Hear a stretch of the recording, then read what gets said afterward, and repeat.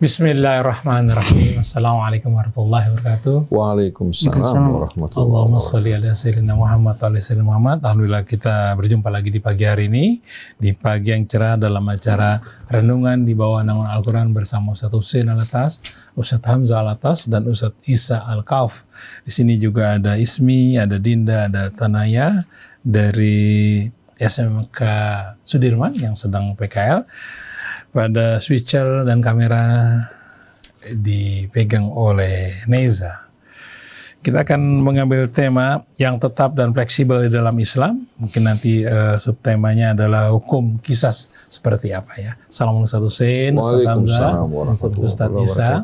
Baik, kita mulai acara ini dengan membaca Al-Fatihah. A'udzu billahi minasy syaithanir rajim. Bismillahirrahmanirrahim. Alhamdulillahi rabbil alamin. Ar-Rahmanir Rahim. Maliki yaumiddin. Iyyaka na'budu wa iyyaka nasta'in. اهدنا الصراط المستقيم صراط الذين أنعمت عليهم غير المغضوب عليهم ولا الضالين. Alhamdulillah kita sudah membaca Al-Fatihah. Mudah-mudahan Allah mudahkan kita dalam memahami apa-apa yang disampaikan oleh guru-guru kita. Kepada Ustaz Isa Al-Kaf, kami silakan untuk memberikan pengantarnya. Bismillahirrahmanirrahim. Alhamdulillahirrahmanirrahim. Assalamualaikum warahmatullahi wabarakatuh. Ustaz Husain, Ustaz Hamzah, Om Krisna, Mas Neza, dan ikhwan akhwat yang dirahmati Allah Subhanahu wa taala. Hari ini kita akan melanjutkan pembahasan tentang sawabit wal mutahawwilat dalam Islam, atau hukum-hukum yang menjadi baku dan apa saja yang fleksibel yang Allah Subhanahu wa taala tetapkan di dalam Islam. Hari ini secara khusus kita akan membahas tentang salah satu contoh sawabit wal mutahawwilat, yaitu hukum qisas. Dan yang menjadi perdebatan di dalam qisas ini adalah hukuman mati yang ditetapkan kalau dia membunuh kemudian dibalas juga, bunuh juga atau dihukum mati. Para pejuang HAM, hak asasi manusia, mengatakan bahwa kehidupan ini hak setiap orang, baik itu orang baik ataupun orang jahat, dia masih ada peluang untuk bertaubat. Makanya beberapa diciptakan hukum penjara atau pembatasan hidup bagi orang yang sudah melakukan kejahatan. Lantas Ustaz, bagaimana hukum Islam ini mengatur hak asasi manusia berupa kehidupan? Ustaz tadi sebelum acara mengatakan bahwa walakum fil qisasi hayatu ya ulil albabi la'allakum tattaqun, sebagaimana yang Allah Subhanahu wa taala firmankan di dalam Al-Qur'an. Di dalam kisos itu, di dalam kisos baik itu hukuman yang sifatnya setara, misalnya mata dibalas mata, pukul dibalas pukul, maupun yang sifatnya mengambil nyawa orang, itu ada kehidupan. Kehidupan apa yang Allah Subhanahu wa taala maksud di dalam ayat ini, Ustaz? Boleh barangkali bisa dijelaskan. Syukran jazakumullah. A'udzu billahi minasy syaithanir rajim. Bismillahirrahmanirrahim. Alhamdulillahi rabbil alamin. Hamdan katsiran thayyiban mubarakan fi kama yuhibbu rabbuna wa yarda. Ya Rabbana lakal hamdu kama yanbaghi li jalali wajhika wa li 'azimi sultanik. Subhanaka la nuhsi thana'an 'alaika anta kama athnaita 'ala nafsik. Falakal hamdu hatta tarda wa lakal hamdu idza radit wa lakal hamdu ba'da ridha. Allahumma salli ala Muhammadin wa ali Muhammad. Allahumma atina min indika rahmah wa 'allimna min ladunka ilman nafi'a. وانفعنا بما علمتنا واجعلنا هداة مهتدين ولا تجعلنا ضالين مضلين برحمتك يا أرحم الراحمين. أما بعد. Ikhwan, akhwat pendengar pemirsa Radio TV Silaturahim yang dirahmati Allah, Ustadz Hamzah bin Attas Al-Attas, Ustadz Isa bin Ahmad Taufik Al-Kaf, begitu pula Syekhuna Ustadz Muhammad Krishna bin Muhammad Ishaq Al-Madani. Al-Madani karena ayah beliau kebetulan wafat di kota suci Madinah. Mudah-mudahan keberkahan yang Allah limpahkan bagi ahli Madinah juga Allah limpahkan bagi orang tua beliau dan anak-anaknya.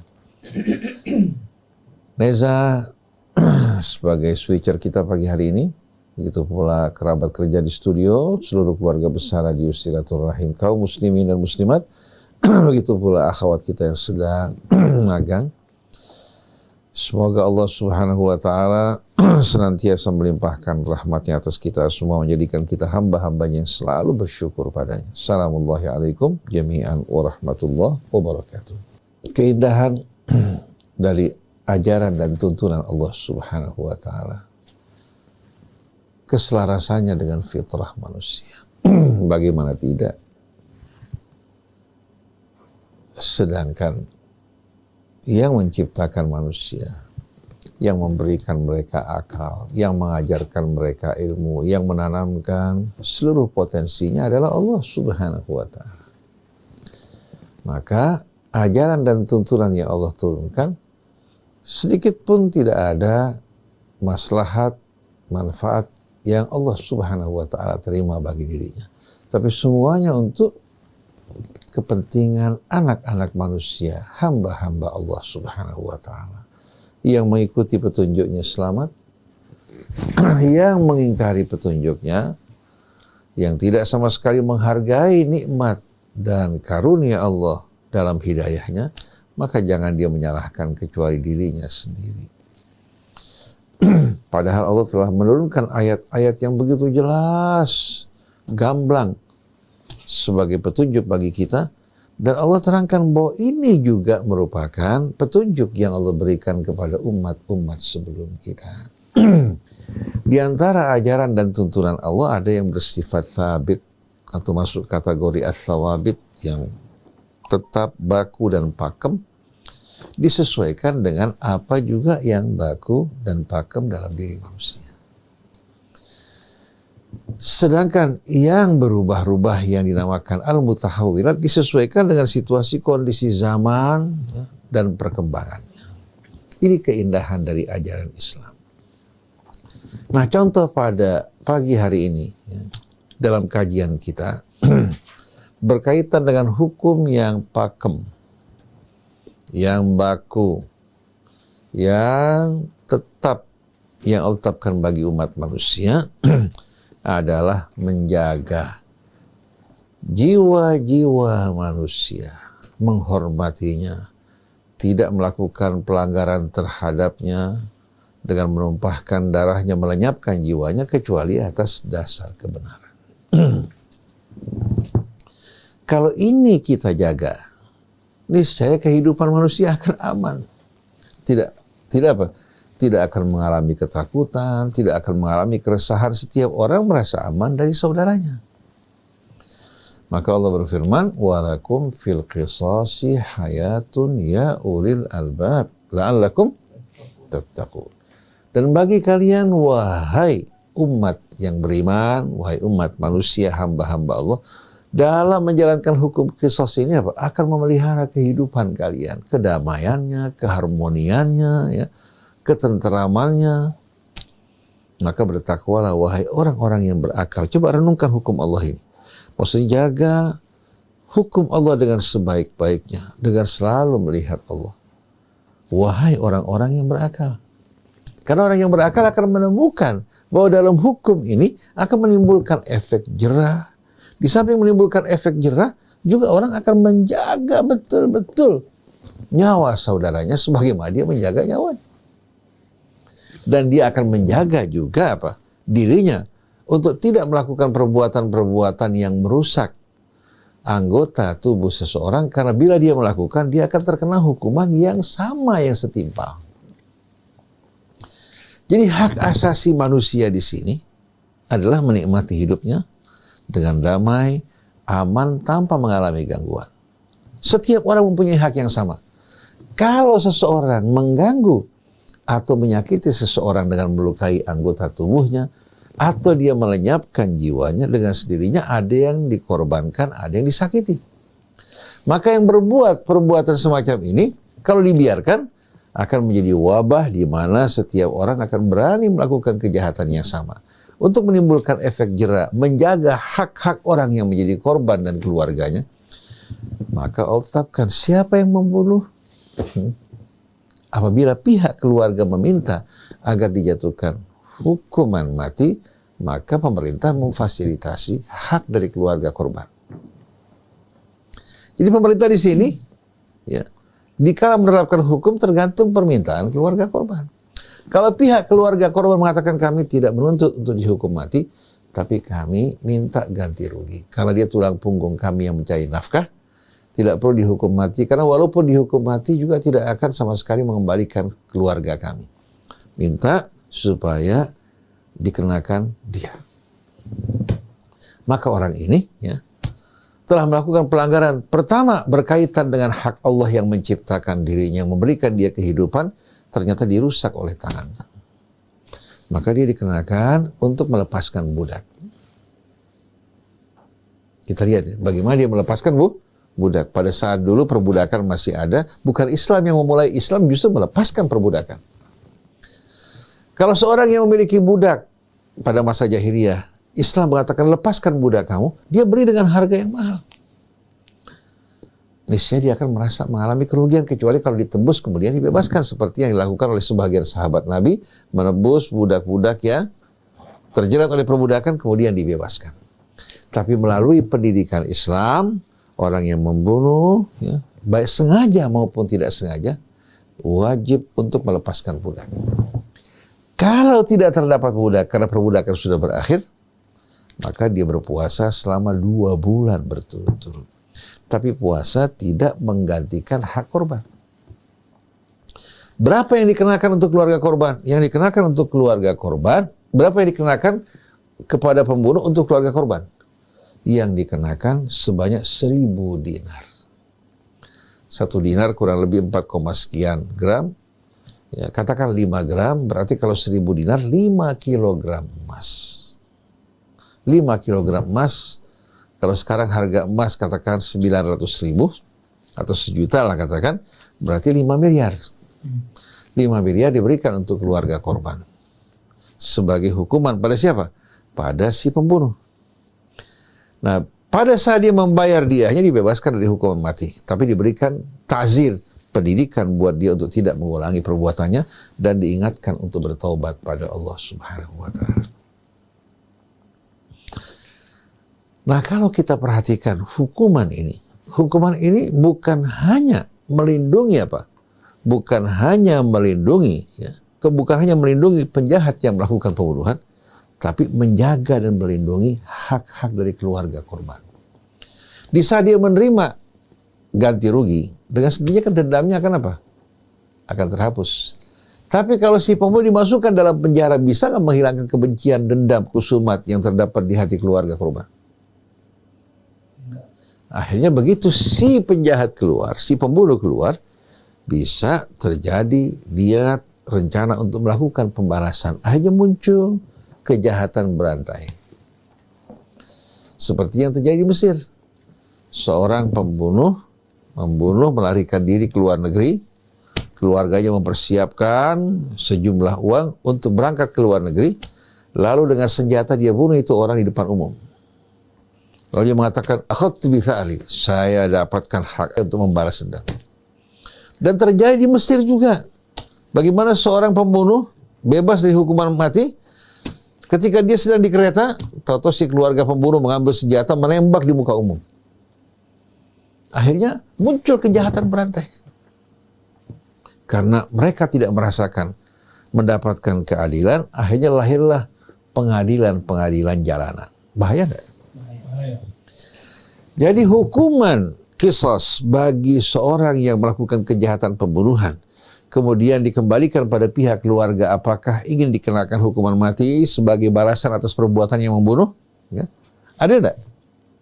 Adil kan? An-nafsu bin nafsi. Atau dia tidak menuntut hukuman mati, pihak pembunuh dikenakan hukuman untuk membayar ganti rugi sebanyak 1.000 dinar.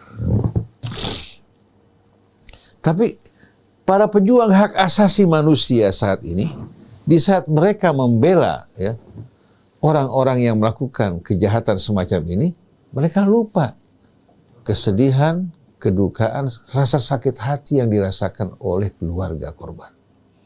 Apakah ini namanya pejuang hak asasi manusia? Bahkan mereka tidak memberikan ganti rugi pada pihak keluarga korban. Di mana keadilan? Jadi ketika Islam mengatakan an-nafsu bin nafsi, ya, jiwa dengan jiwa, bukan apa? Bukan pemerintah yang menetapkan hukuman mati, bukan negara yang menetapkan, tapi yang menetapkan adalah pihak keluarganya untuk melindungi hak-hak mereka yang teraniaya, bukan pemerintah atau hukum berpihak pada apa? Pada pelaku kejahatan, karena mereka memiliki uang, berpengaruh, akhirnya banyak orang-orang yang berkuasa atau memiliki harta, mereka merasa apapun kejahatan yang mereka lakukan, mereka akan selalu terlindungi.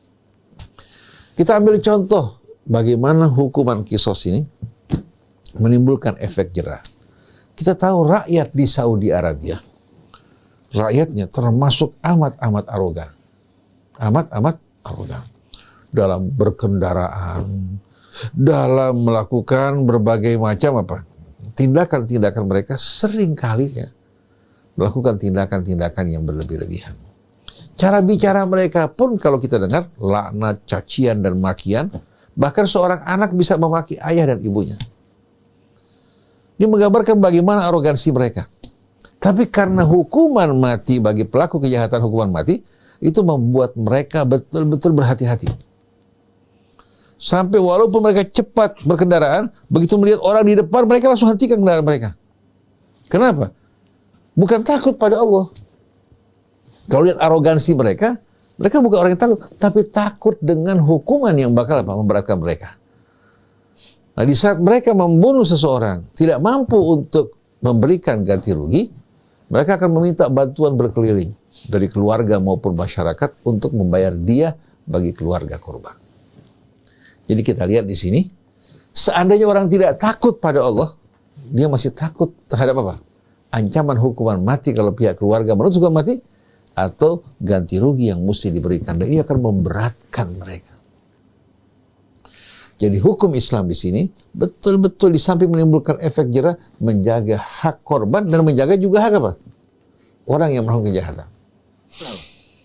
Tidak berbuat aneh. Oleh karena itu Allah berfirman, "Wala taqtulun nafsal lati harramallahu illa bil haq." Jangan kalian bunuh, lenyapkan jiwa-jiwa yang diharamkan Allah kecuali atas dasar kebenaran.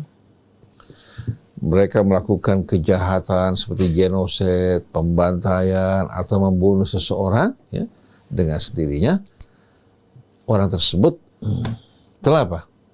Telah melakukan perbuatan yang memberikan hak kepada pihak keluarga korban untuk apa? Untuk menuntut agar orang tersebut dihukum mati. Nah, untuk menjaga keadilan, maka penegak hukum yang melakukan hal tersebut dengan melindungi hak-hak keluarga korban, bukan penegak hukumnya berpihak kepada siapa? Kepada yang zalim. Wa man qutila mazluman, barang siapa yang terbunuh secara aniaya. Mazluman nih. Kalau orang terbunuh karena dia merampok, kemudian terjadi perkelahian antara sahibul bait, tuan rumah, dan rampoknya terbunuh, si rampok, maka si pembunuh ini, tuan rumah yang melindungi dia tidak terkena sanksi. Wa man qutila mazluman, siapa yang terbunuh secara aniaya ya. Dia dianiaya bukan secara apa? Bukan terbunuh secara zalim. Ada wa man qutila mazluman, ada lagi wa man qutila zaliman. Kalau yang terbunuh secara aniaya, dia punya hak dengan sendirinya apa? Untuk menuntut. Diwakili oleh pihak keluarga. Jadi siapa yang terbunuh secara aniaya, bukan dia yang menjadikan apa? Sebagai pelaku aniaya, faqad ja'alna li walihi sultana. Kami berikan hak pada walinya. Anaknya, ya, istrinya, ya, keluarganya, kekuasaan untuk apa? Menuntut sesuai dengan hukum Allah. Dia membunuh dikenakan juga hukuman mati atau pihak keluarga meminta ganti rugi. Faqad ja'alna liwalihi sultana fala yusrif fil qatli. Maka jangan dia melampaui batas. Keluarganya terbunuh oleh satu orang, ternyata pihak keluarga melakukan pembalasan yang melampaui batas. Si pembunuh dibunuh dan termasuk saudara-saudaranya atau keluarganya juga yang lain dibunuh. Itu orang jahiliyah begitu. Kalau satu terbunuh, satu saya minta gantinya 5 atau 10. Jadi dia melakukan pembantaian pada pihak keluarga bukan hanya si pembunuh, tapi saudara-saudaranya pun dikenakan. Dengan alasan apa? Ini kekuatan kita. Untuk menunjukkan kekuatan kita. Seperti pepatah mereka, wa idza nazala as-sama'u bi ardi qaumin ra'aynaha wa in kanu ghidaba. Kalau hujan turun di satu kaum, langsung mereka-mereka yang merasa suku-suku yang kuat bawa hewan ternaknya masuk ke kampung mereka untuk mendapatkan air dan makan rumputnya. Padahal bukan hak mereka. Walaupun mereka nggak suka, kita tunjukkan kekuatan kita. Begitu juga suku-suku yang kuat mengancam kalau sampai salah satu keluarga mereka terbunuh, mereka akan melakukan pembalasan lebih daripada apa yang mereka lakukan. Terkadang yang terbunuh cuma budaknya. Ya. Tahu-tahu apa? Yang membunuh seorang budak. Ya. Ternyata apa? Bukan hanya si pembunuh yang budak ini yang dihukum mati, tapi orang merdeka dari keluarganya pun dihukum. Untuk menunjukkan apa? Bahwa budak kami yang terbunuh seorang budak, ya, yang membunuh apa? Juga pun seorang budak, ternyata apa?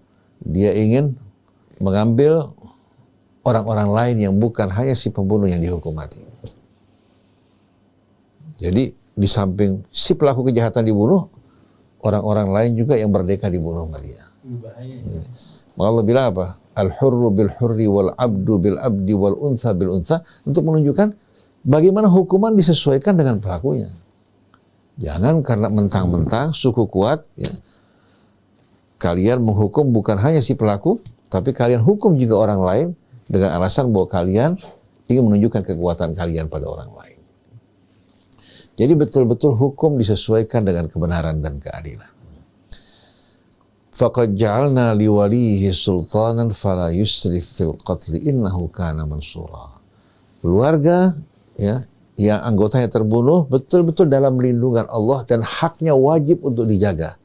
Nah, Allah Subhanahu wa taala memerintahkan kepada pemerintah untuk menegakkan hukum Islam, maka mereka wajib untuk menjalankan hukum sebagaimana yang ditetapkan, bukan membela yang zalim.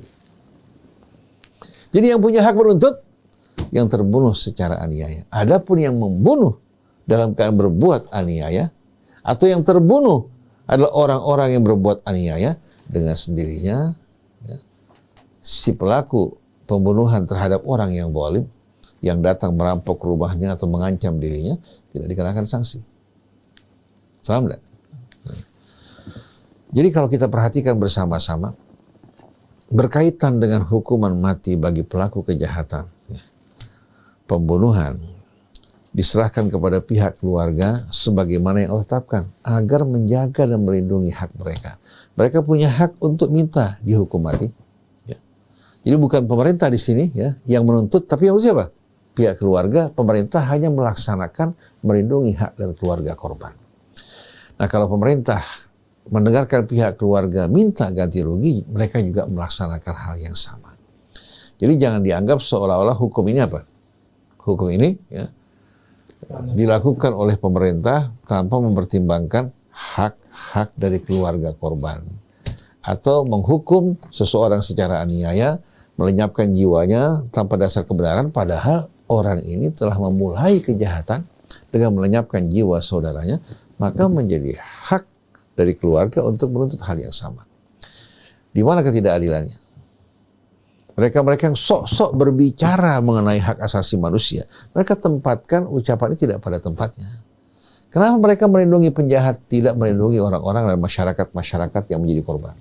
Kenapa mereka melindungi para pencuri tanpa menjaga hak-hak orang-orang yang dicuri? Mereka berlaku baik pada para koruptor, menjaga hak mereka, bahkan menempatkan mereka di tempat-tempat yang aman, mewah, tersedia fasilitas yang bermacam-macam, tapi pencuri ayam mereka pukuli hingga apa? Hingga babak belur dan hancur, bahkan terkadang mati gara-gara mencuci ayam. Di mana keadilan? Jadi apa yang mereka gembar-gemborkan mengenai hak asasi manusia sebetulnya kebohongan. Ini merupakan kezaliman, ya, melindungi para penjahat dengan nama hak asasi manusia.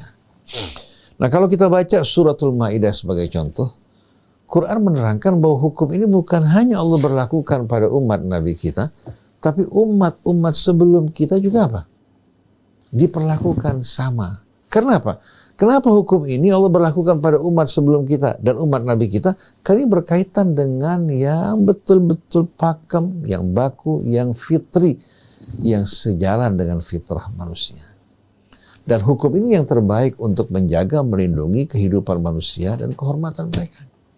Kalau hukuman ini dijalankan, saya yakin orang yang kuat, bagaimanapun kuat, tidak berani sewenang-wenang pada orang awam. Yang lemah, betul tidak? Dia takut. Kalau sampai dia bunuh orang awam karena lemahnya dan karena kuat dirinya, tahu-tahu dia akan dihukum mati. Atau anaknya. Kalau sekarang banyak anak pejabat, anak orang kaya sewenang-wenang terhadap orang lain, karena dia merasa saat dia membunuh, dia tidak akan mendapatkan hukuman yang membuat dirinya jerah. Sampai ada satu orang kejadian di Tegal, ketika dia menabrak satu anak dalam keadaan mungkin dia mabuk atau apa, dibawa ke hadapan polisi, pihak keluarga minta ganti rugi. Akhirnya pihak pembunuh, ya, ingin menggantikan 25 juta. Keluarga minta 50 juta. Si pembunuh dengan sombong mengatakan, satu lagi anak kamu bawa kemari, saya tabrak, saya berikan 50 juta. Ini kejadian puluhan tahun yang lampau, ya. Jadi kalau kita perhatikan bersama-sama bagaimana sombong dan arogannya orang-orang yang berkuasa dan orang-orang kaya, mereka berani melakukan kejahatan terhadap orang-orang yang lemah karena mereka merasa hukum akan berpihak pada mereka. Tapi kalau hukum ini diterapkan, siapa yang berani berbuat jahat coba? Nah, Allah SWT berfirman dalam suratul Maidah ayat 44. Inna anzalna at-Taurah fiha hudan wa nur. Sesungguhnya kami telah menurunkan kitab Taurat. Di dalamnya terdapat petunjuk dan cahaya. Yahkumu bihan nabiyyuna alladzina aslamu lilladzina hadu.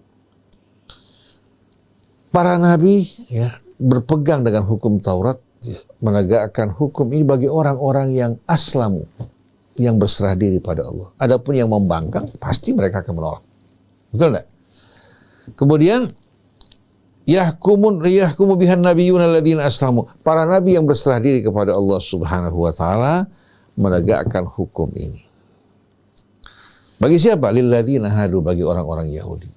Kemudian warrabbaniyuna wal ahbar. Begitu pula para rabbaniyun yang mempelajari kitab Allah dan menjaganya, ya. Mereka juga menegakkan hukum ini. Yang terdapat dalam kitab Taurat.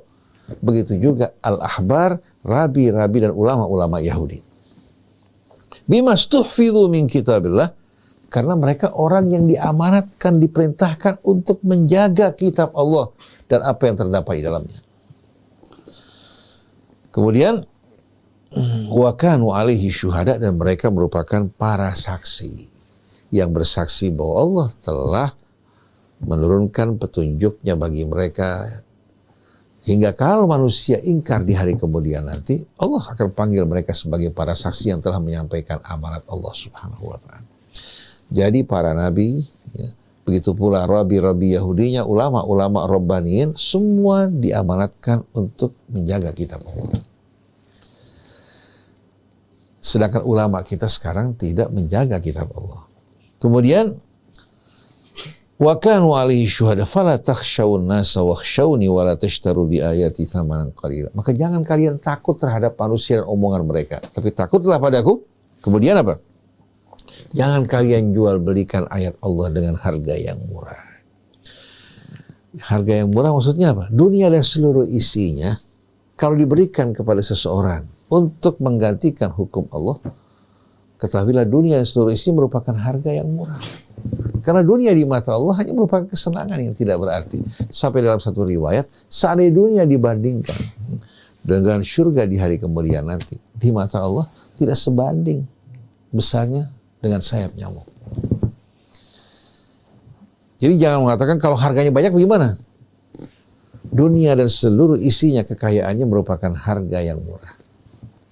Kemudian Wa man lam yahkum bima anzalallah fa ulaika humul kafirun. Siapa yang tidak menghukum dengan hukum Allah, maka mereka orang-orang yang kafir. Kenapa dikatakan kafir? Bagaimana Tuhan yang menurunkan petunjuk dan aturan tidak dihormati, tidak dihargai, bahkan ditentang dan gantikan dengan yang lain. Apa tidak ingkar? Ingkar lah kira-kira? Ingkar. Kalau seandainya kepala negara menetapkan ketetapan, kemudian tidak dihargai, dijalankan oleh para pembantunya, jelas-jelasan dianggap mereka merupakan orang-orang yang ingkar. Betul tidak? Kalau seandainya dipecat, digantikan dengan yang lain, pantas tidak? Pantas kan? Nah, bagaimana kira-kira mereka terhadap Allah? Seluruh diri mereka itu diciptakan oleh Allah. Seluruh milik mereka adalah pemberian dari Allah Ta'ala. Ternyata mereka menolak apa yang datang dari Allah. Sedangkan atasan terhadap bawahan sederajat. Kepala negara dengan menterinya, dengan rakyat sederajat. Sederajat dalam kemanusiaan. Sama-sama makhluk. Bukan mereka yang menciptakan para menteri maupun masyarakat di bawah. Tapi mereka menuntut dari bawahannya untuk patuh kalau tidak dianggap tidak menghormati hukum dan aturan. Tapi kamu sebagai hamba menolak untuk tunduk pada Allah Ta'ala. Maka tak heran kalau Allah yang mengatakan barang siapa yang tidak menghukum dengan hukum Allah, mereka orang-orang yang ingkar dan kafir.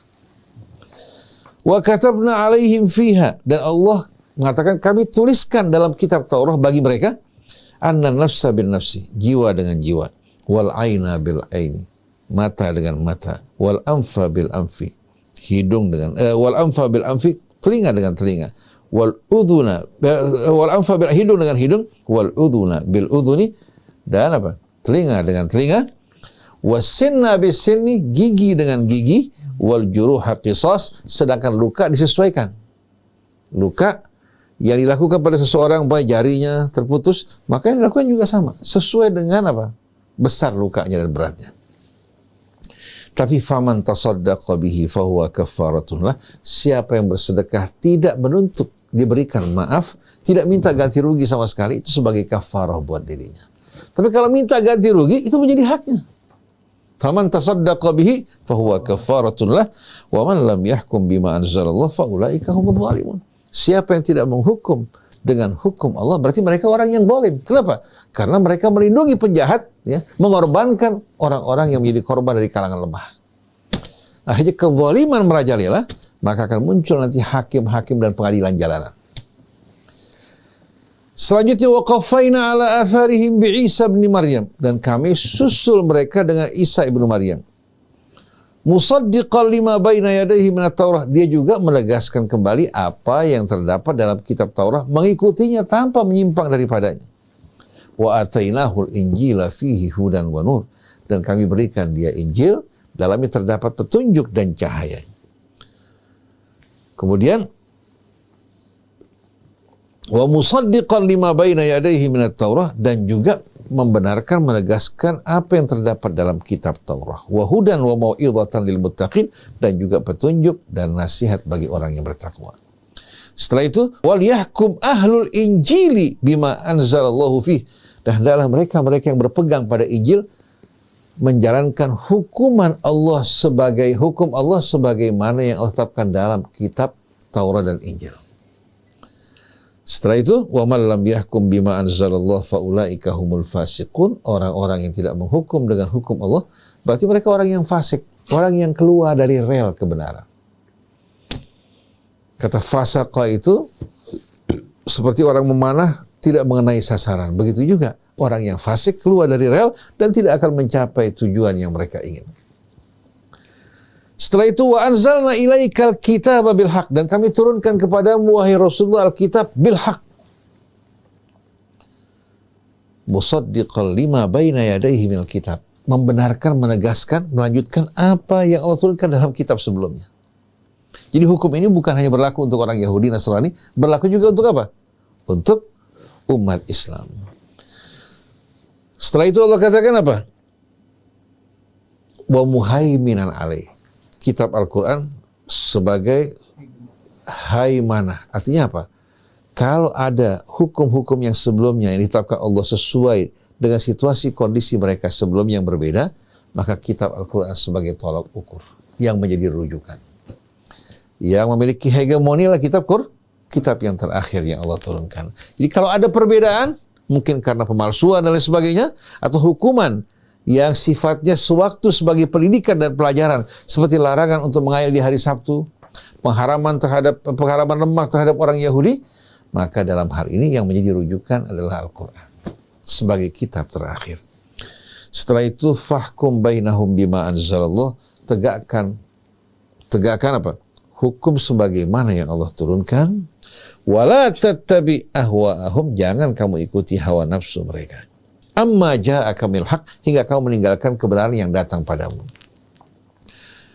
Kemudian likullin ja'alna minkum syir'atan wa minhaja, bagi masing-masing kalian kami telah tetapkan syir'atan wa minhaja, syariat, ketentuan, dan minhaj yang disesuaikan dengan kondisi kalian masing-masing. Tapi dalam prinsip-prinsip syariat antara umat terdahulu sama kita sama. Cuma ada perbedaan, contohnya kita tetapkan puasa selama 1 bulan Ramadan. Berbeda dengan apa? Dengan waktu berpuasa ditetapkan Allah kepada mereka. Itu kehendak Allah Subhanahu wa ta'ala yang wajib untuk kita patuhi dengan hikmah-hikmah yang Allah ketahui. Kemudian setelah itu Allah mengatakan apa? Walau sya'allahu la ja'alakum ummatan wahidah. Kalau Allah kehendaki, Allah bisa menjadikan kalian satu umat dengan nabi yang sama, dengan syariat yang sama, yang tidak berbeda sama sekali. Walakin liyabluwakum fima atakum. Tapi Allah ingin menguji kalian pada apa yang Allah berikan. Kalau kalian menerima dengan tulus, tanpa kefanatikan, tanpa kesombongan, kalian lulus. Tapi kalau kalian mengikuti kebanggaan, kesombongan, menolak untuk mengikuti pesan yang disampaikan oleh Rasul berikutnya dan kitab berikutnya, berarti kalian bukan orang yang berserah diri. Kalian beriman dengan memilih-milih. Walakin liyabluwakum fima atakum fastabiqul khairat. Seharusnya kalian berlomba-lomba dalam kebaikan. Ilallahi marji'ukum jami'an fayunabbi'ukum bima kuntum fihi takhtalifun. Kepada Allah kalian semua akan dikembalikan. Allah akan memberitahukan kalian apa yang dulu kalian perselisihkan. Lalu Allah lanjutkan, anihkum bainahum bima anzalallah wa la tattabi ahwa'ahum. Tegakkan hukum sebagaimana yang Allah turunkan dan jangan ikuti hawa nafsu mereka. Wahdharhum an yaftinuka an ba'd bima anzalallahu ilaik. Dan hati-hati, waspada, jangan sampai kamu apa?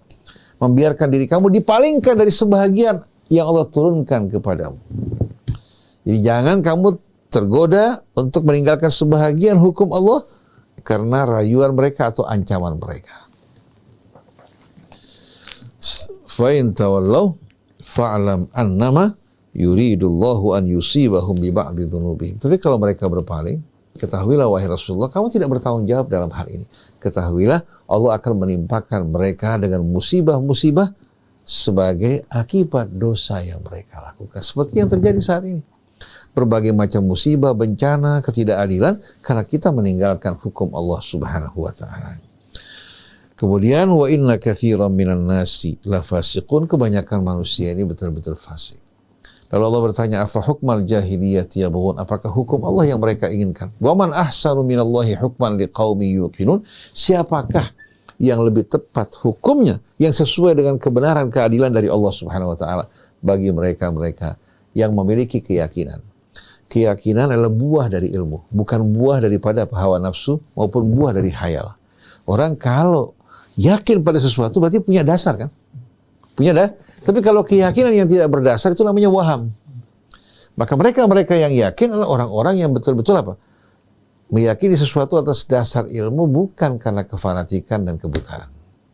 Nah, Allah ingin kita semua meyakini sesuatu atas dasar ilmu, bukan waham karena kita mendengarkan dari tradisi budaya-budaya orang-orang sebelum kita. Begitu kita diajak berdialog, mengajukan argumentasi, kita nggak mampu untuk membawa argumentasi kita. Berarti yang kita yakini merupakan hal-hal yang tidak benar. Nah, dari sini kita bisa melihat bahwa hukum-hukum Allah ini yang bersifat thabit disesuaikan juga dengan apa? Dengan apa yang tetap dalam kehidupan manusia. Semua manusia, baik dia muslim dan non-muslim, betul-betul menghargai dan mencintai keamanan bagi jiwa mereka, jiwa orang-orang yang mereka cintai, dan tidak mungkin mereka akan hidup dalam keadaan damai kecuali di saat manusia menjaga diri mereka untuk tidak melakukan perbuatan-perbuatan yang melenyapkan jiwa manusia atau menimbulkan kerugian bagi mereka. Ini keadilan Islam. Nah, insya Allah yang mutahawilnya kita akan bahas dalam kajian berikutnya. Ustaz Hamzah bisa melanjutkan, Fadhil Ustaz.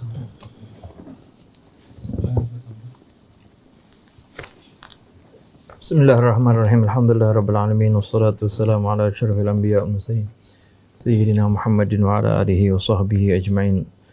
Subhanaka la ilma lana illa ma 'allamtana innaka antal alimul hakim. Rabbana zidna ilma wa alhiqna bis salihin. Rabbana la tuzigh qulubana ba'da idh hadaytana wa hab lana min ladunka rahmah innaka antal wahhab. Rabbi shrah li sadri wa yassir li amri wa hlul 'uqdatam min lisani yafqahu qawli. Alhamdulillah wa syukurillah. Kita telah mendengarkan bagaimana tadi paparan tentang bagian daripada as-sawabit di dalam agama Allah Subhanahu wa ta'ala. Bagaimana sesuatu yang sudah baku. Bahkan diceritakan dalam Al-Quran tentang masalah qisas ini adalah merupakan sesuatu yang bukan saja ditetapkan dalam bagi umat Nabi kita Muhammad sallallahu alaihi wasallam, akan tetapi juga ditetapkan pada umat-umat yang sebelumnya. Wa katabna alaihim fiha. Fiha di sini menunjuk kepada ayat 44 dari surah Al-Maidah, yaitu fit Taurah. Juga bukan Taurat saja, di dalam Injil juga seperti itu. Ini diterangkan dalam Al-Quran. Jika misalnya tidak ada dalam Injil yang sekarang, berarti itu yang tidak sesuai dengan apa yang disebutkan dalam Al-Quran. Padahal Nabi Isa itu waqaffaina alaihi bi Isa bin Maryam. Kami ikutkan. Jadi Nabi Isa mengikuti. Walaupun di sebagian syariat Nabi Isa ada yang berbeda juga, sebagian kecil tentang hukum, ya.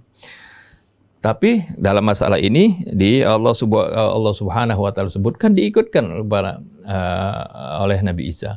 Juga diikutkan oleh Nabi kita Muhammad sallallahu alaihi wasallam, ya, seperti yang di dalam surah Al-Baqarah 178, 179, ya ayyuhalladzina amanu kutiba alaikumul qisasu fil qatla. Nah, ini menunjukkan bagaimana, ya, hukum ini adalah hukum yang baku, ya. Dan ini sesuai dengan apa yang sudah pernah kita jelaskan tentang 5 prinsip penjagaan, ya.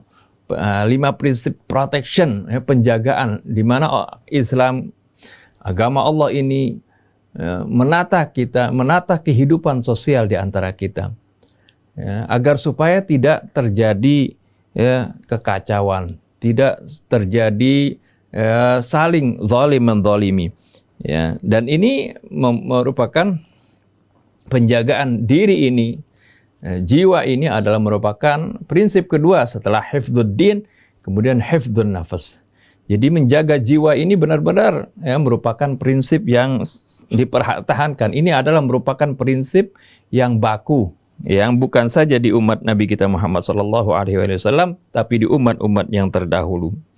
Kalau sekarang orang gembar-gembar dengan hak asasi manusia, ya, ini banyak hak asasinya ini hanya terfokus kepada, seperti tadi sudah diterangkan, pada yang si zalim tersebut, ya, tapi tidak menyeluruh.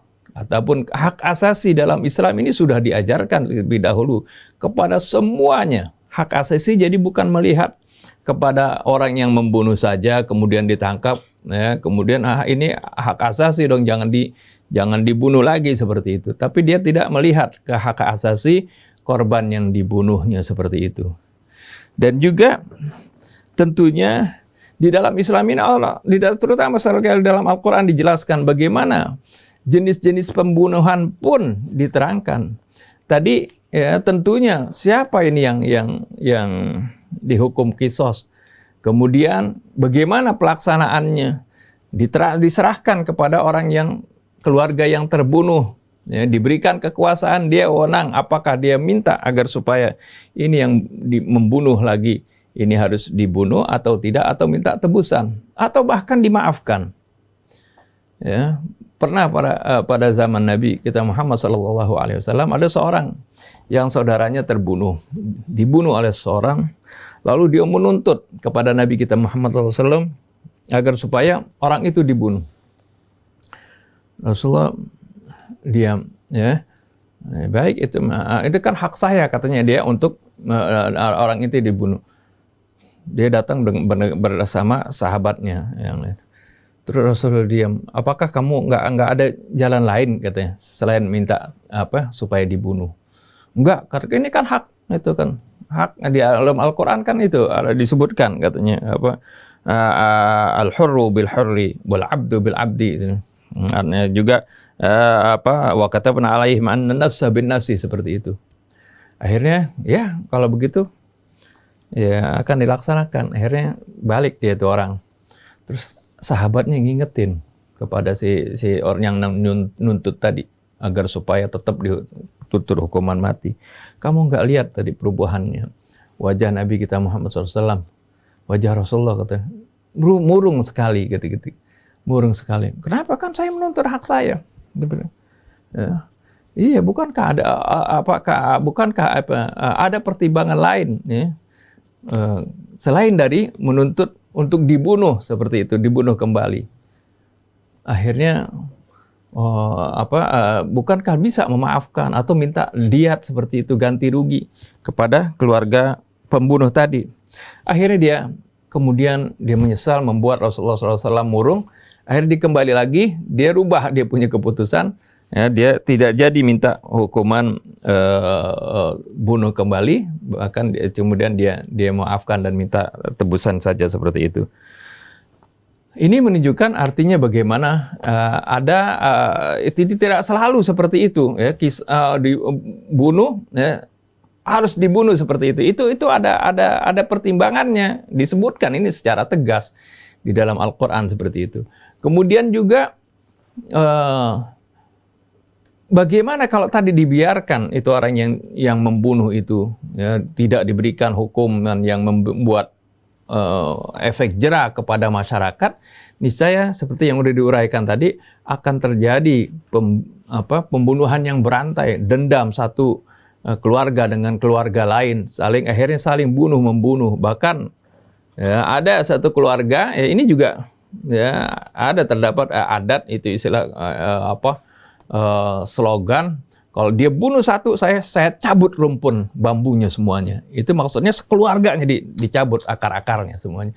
Itu ada prinsip seperti itu kan semuanya dilarang. Fala yusrif fil qatli. Sekalipun dia minta untuk membunuh, orang yang dibunuh itu dibunuh lagi adalah ya tidak boleh berlebihan seperti itu. Dan ini semuanya bukan seperti hukum rimba, main sembarangan dibunuh, main bunuh lagi seperti itu. Tidak, tapi ada pengadilan, ada hakim yang mesti menentukan seperti itu. Ya, melihat, ada pengadilan, ya, harus dilihat dulu apakah dia membunuh ini sengaja atau tidak sengaja. Apakah pembunuhannya ini pembunuhan berencana. Ini dalam hukum positif juga seperti itu kan. Dalam Islam sudah dijelaskan bahwasanya ada orang misalnya yang membunuh karena tidak sengaja. Tapi ini di dalam Al-Quran Allah sebutkan wa ma kana lil mu'minin.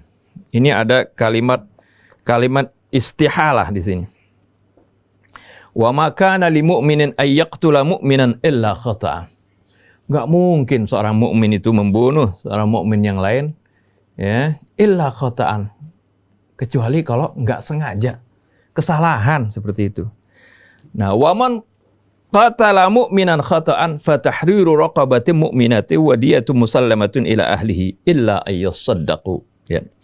Barang siapa yang membunuh seorang mukmin dengan ketidaksengajaan, ya, lihat bagaimana harga nilainya seorang manusia, fatahriru raqabah.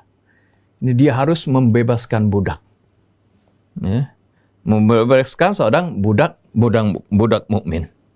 Ini karena yang dihilangkan adalah nyawa manusia. Dia harus membebaskan, ya, seorang budak yang merupakan membebaskan orang. Kalau jadi budak itu seperti orang yang tidak bebas, tidak mati, seperti orang mati kan, bagaimana aja tuannya menyuruh dia. Ini dibebaskan seperti menghidupkan orang yang mati seperti itu.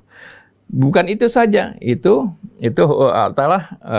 hukuman yang harus dia tunaikan untuk Allah Subhanahu wa taala. Dan juga untuk si keluarga korban, dia harus wadiyatum musallamatun ila ahli. Dia bayar diat yang diserahkan kepada keluarga korban, sebanyak tadi 1.000 dinar. Nilainya kalau dihitung-hitung hampir 5 miliar. 5 miliar. Ya, jadi nilainya begitu. Jadi bukan 50 juta, 25 juta seperti itu. 5 miliar. Ini sebenarnya juga 5 miliar nggak sebanding dengan nyawa manusia, karena manusia ini adalah bukan produk manusia, produk makhluk. Manusia adalah ciptaan Allah Subhanahu wa taala. Jadi budak dan 5 miliar, Ustaz. Dua. Iya. Ya, dia budak juga, itu hubungannya dengan Allah. Kalau hubungannya dengan manusia adalah dibayar 5 miliar. Kalau budaknya nggak ada, Ustaz, gantinya apa? Budaknya tidak ada, fasiyamu salah. Dia puasa 2 bulan berturut-turut. Tapi tetap diet. Diet tetap. Itu kan yang berhubungan dengan Allah. Kalau diet kan hubungannya dengan manusia. Ya. Illa ayyasaddaqu, kecuali keluarga korban mau bersedekah, memaafkan seperti itu. Nggak usah deh bayar diet segitu, misalnya udah 1 miliar saja misalnya seperti itu. Fa in kana minkum, lihat, ini menunjukkan manusia, bukan saja manusia yang mukmin. Andai kata fa in kana min qaumin aduwwin lakum wa huwa mu'minun fatahriru raqabatin mu'minah. Ya. Andai kata yang terbunuh nggak kesalahan, bukan dalam perang, misalnya dalam peperangan dia lagi menyerang, nggak taunya ada keluarga musuh yang bukan orang perang, ibu-ibu misalnya terbunuh seperti itu. Tetap dia mesti fatahriru raqabatin mu'minah. Dia harus, ya. Ini kesalahan tetap. Ini adalah kesalahan yang dia harus bayar. Dia harus memerdekakan budak, ya. Tapi dia nggak bayar diat karena terhadap musuh yang sedang memerangi dia. Kalau dibayar diat, akhirnya 5 miliar itu dibuat beli senjata buat memerangi kaum muslimin lagi. Tapi wa in kana min qaumin bainakum wa bainahum mitsaqun. Andai kata yang terbunuh ini adalah orang yang bukan mukmin tapi yang hidup berdampingan dengan dia. Nah, itu dia harus bayar diat. Fadiyatum musallamatun ila ahli. Lihat, sama seperti perlakuannya dengan seorang mukmin, dia harus bayar diat. Tadi sebesar 5 miliar. Tapi juga wa tahriru raqabah, harus membebaskan budak yang mukmin. Nah, karena ini adalah ayat salah satu di antara ayat yang bagaimana Islam itu menghapuskan perbudakan, ya, membebaskan budak. Kalau tidak ada fa illam yajid fasiyamu syahraini mutatabi'aini taubatan minallah. Ya, kalau tidak ada budak, ya, dia harus puasa 2 bulan berturut-turut sebagai ini penerimaan taubat dari Allah. Wa kanallahu aliman hakima. Ini kalau bunuh tidak sengaja. Tapi kalau bunuh dengan sengaja, ancamannya berat. Ya, membunuh orang dengan seorang mukmin dengan sengaja, balasannya wa may yaqtul mu'minan muta'ammidan. Barang siapa yang membunuh seorang mukmin dengan sengaja, ya, pembunuhan berencana seperti itu, fajazauhu jahannam, maka balasannya berlapis hukumnya ini. Neraka jahanam. Khalidan fiha, dia kekal di sana. Wa ghadiballahu alaihi, Allah murka kepadanya. Wa la'anahu, Allah melaknatnya. Wa addalahu adzaban azima, dan Allah menyiapkan baginya azab yang sangat besar, yang sangat pedih. Ini menunjukkan bagaimana Islam itu benar-benar menjaga nyawa manusia ini, menjaga jangan supaya kita menggampangkan untuk mengalirkan darah seorang, menyakiti saja tidak boleh, apalagi mengalirkan darah seorang. Dan ini merupakan prinsip hak azazi yang universal untuk seluruhnya, ya, bukan jangan hanya orang yang membunuh kemudian diperhatikan, tapi juga di sini diperhatikan bagaimana orang-orang yang terbunuh dan terzalimi juga. Ini saja yang dapat saya sampaikan. Billahi taufiq wal hidayah. Saya akan gambarkan di sini dengan sebuah kisah nyata. Salah satu kita punya keluarga berdiam di Saudi Arabia, lahir juga di sana. Kebetulan suatu hari dia bawa kendaraan melingkari jembatan. Pada saat dia berbelok turun, rupanya ada seorang anak sedang memperbaiki mobilnya. Dia nggak mampu mengendalikan mobil, menabrak anak tersebut hingga binasa. Anak ini kebetulan anak seorang komisaris polisi. Anak seorang komisaris polisi di Saudi Arabia. Akhirnya si anak dibawa ke polisi yang meninggal dunia. Orang tuanya menyaksikan anak tersebut. Akhirnya pihak keluarga anak yang menabrak ini minta untuk berjumpa dengan orang tuanya. Orang tua yang mengatakan, kita ketemu pada hari Jumat ya, di tempat peristirahatan di wilayah Abha. Si polisi menenteramkan dirinya. Akhirnya ayah dari si anak ini rupanya takut berhadapan langsung, merasa perasaan bersalah begitu. Maka paman-paman yang berangkat ke sana, ketemu sama polisi. Setiba ditanya mana abahnya dia punya anak. Dia bilang abahnya merasa betul-betul bersalah ya. Dia nggak berdaya untuk berjumpa dengan engkau. Baik, duduk bicara. Sama-sama akhirnya pihak keluarga bertanya pada pihak komisaris polisi ini. Kira-kira samping kami datang mohon maaf, menyesali kejadian tersebut, juga mengucapkan belasungkawa, kami bertanya apa yang kira-kira antum minta dari kami. Dijawab oleh polisi tersebut, kalau saya minta kalian mengembalikan anak saya, kalian tidak akan mampu. Kalau saya minta ganti rugi dalam bentuk uang, saya merasa anak saya nggak senilai. Uang tersebut tidak senilai dengan anak saya. Nggak mungkin ini bisa menggantikan. Jadi saya ingin memberikan maaf pada kalian tanpa meminta sesuatu, menjadi kemuliaan buat anak saya. Bahwa anak saya nggak bisa nilai sama sekali dengan apa? Dengan harta. Kemudian dia keluarkan hidangan, ya. Dia sambut di tamu-tamu semua ya untuk makan bersama. Setelah itu dia telepon pada pihak kepolisian untuk melepaskan anak tersebut yang nabrak. Artinya di tengah-tengah masyarakat Saudi ya, yang kita anggap arogan, bahkan dari seorang kepala polisi, komisaris polisi,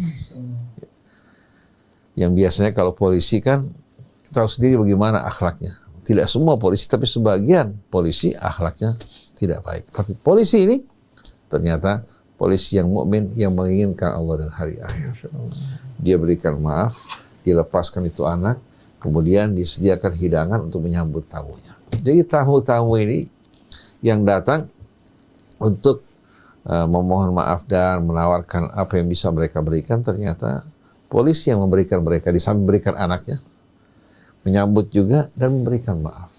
Ini pelajaran buat kita semua bahwa Islam menyukai orang-orang yang suka memberikan maaf. Jadi ajaran Al-Quran walaupun menetapkan hukum qisas, tapi menganjurkan pada pihak keluarga untuk memberikan maaf dan akan menjadi penghapus dosa dirinya. Faman tasaddaqa bihi fahuwa kafaratun. Jadi bukan nafsu angkara murka, tapi apa? Mengejar yang di sisi Allah. Seperti kejadian yang terjadi pada seorang Muslim Amerika yang anaknya dibunuh oleh seorang berkulit hitam. Ya. Ternyata di pengadilan dia memberikan maaf pada anak tersebut. Hingga viral bagaimana seorang Muslim di tengah-tengah masyarakat Amerika ya, bukan menuntut hukuman bagi si pembunuh, dia memberikan maaf dan dia mengatakan yang saya benci bukan Anda, yang saya benci syaitan. Syaitan yang berupaya untuk membujuk manusia melakukan kejahatan. Dia berharap anak ini bisa bertaubat dari kesalahannya. Memberikan maaf jauh lebih indah. Seandainya dia menuntut hukuman, nggak mungkin anaknya bisa kembali. Minta ganti rugi dalam bentuk materi pun, apakah senilai uang yang diberikan dengan anak tersebut? Tapi terkadang ada pertimbangan keluarga tersebut susah, miskin, ya. Maka seharusnya pihak keluarga yang membunuh faman ufiya lahu min akhihi fattiba'un bil ma'ruf wa ada'un ilaihi biihsan. Yang diberikan maaf tahu diri. Fattiba'un bil ma'ruf, susul dengan perbuatan baik. Kemudian wa ada'un ilaihi biihsan, dan memberikan sesuatu yang menunjukkan sikap ihsan. Kalau ini merupakan keluarga yang tidak mampu. Betapa indahnya Islam, tapi sayang kaum muslimin tidak memahami Islam karena selama ini nggak kembali kepada Al-Quran. hanya kembali kepada hukum-hukum yang dibuat oleh para fuqaha terpisah dari Al-Quran. Hingga ada hukum seperti jasad, tapi ruhnya hilang. Nah kita ingin kembali apa? Kepada ajaran Allah dengan ruhnya dan berbagai macam janji dari Allah. Demikian pula peringatan-peringatannya. Kalau aborsi bagaimana, Ustaz? Aborsi kan dilakukan oleh kadang-kadang oleh ibunya sendiri, Ustaz. Seorang ibu katakan menghadapi ancaman kalau ini anak besar karena dia punya kondisi penyakit jantung, ginjal, di mana tidak mampu bertahan untuk berhadapan dengan kondisi kehamilan. Maka untuk menyelamatkan yang sempurna, boleh dikorbankan anak tersebut.